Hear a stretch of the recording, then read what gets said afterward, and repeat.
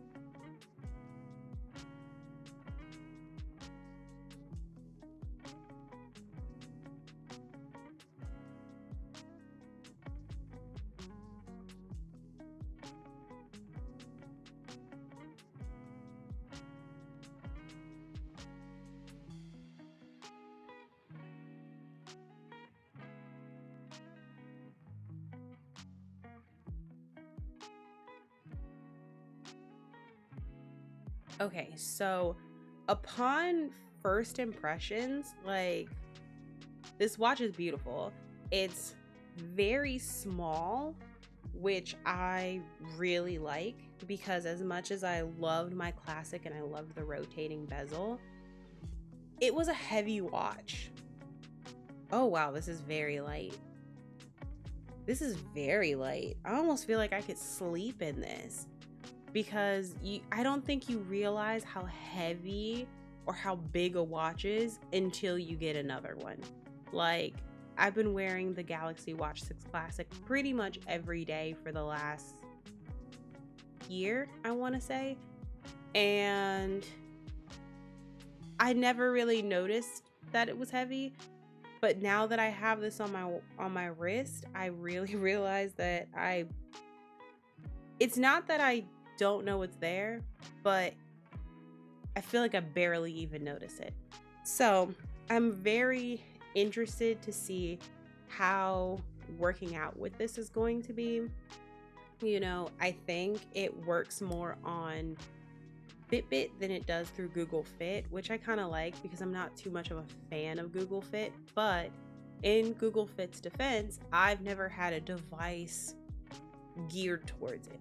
I've always kind of had it alongside of Samsung Health, and unfortunately, a lot of applications do not sync into Samsung Health. So I often had to have my data from Samsung Health actually sync to Google Fit so that certain apps could access my health data. I have a smart water bottle that will take your physical activity and it will raise or lower the amount of water that it thinks you need, also based off of, other environmental factors like the heat. That does not natively sync with Samsung Fit. So that is an instance where I had to feed data into Google Fit. Now that will sync right into Fitbit and Google Fit. So that's going to be a little bit easier. That's a whole step I get to take out. I know my Oura Ring syncs directly with Google Fit, but you can use Health Connect. But I find that sometimes, like, Health Connect was not transferring the data properly. It would say I could do a CrossFit workout for an hour and the Health Connect sync would be like 35 calories. I need you to add another 0 behind that 35. We worked very hard for an hour, and that was actually messing up my reading. So I had to kind of take out the Health Connect and go back to syncing my data into Google Fit for Oura as well. Using a service that syncs up better with some of these other health-based apps is just going to make my health data that much more accurate and that much more helpful. I'm really looking forward to seeing what this has to offer. Even though I do not sleep in my watch typically because I sleep in my Oura Ring, I will be also acquiring some sleep data, because I know that even when it came to Samsung Health, it would take the data from my Oura Ring, but it wouldn't actually apply it to the Samsung sleep data. It wouldn't give me like my sleep animal. It would just kind of say, like, this is the time that you slept. We took this data from Oura, but we can't give you a readiness score. We can't get you any other data outside of your sleep and awake times. So I will be sleeping in this, and honestly, I feel like it's going to be incredibly comfortable because it barely even feels like it's on. It barely even feels like it's on my wrist. And it looks so nice. It matches so perfectly with the phone. So I'm super excited about that. I've also already looked at watch bands, and I have a couple that I have my eye on. So we'll probably be getting some different types of watch bands in the future as well. And I will unbox those for the channel. If you like this video and you want to see more tech-based content or just content in general, please like this video, leave me a comment, subscribe to the channel, hit the bell so you get notifications when I drop a new video, and I will catch you guys at the next one.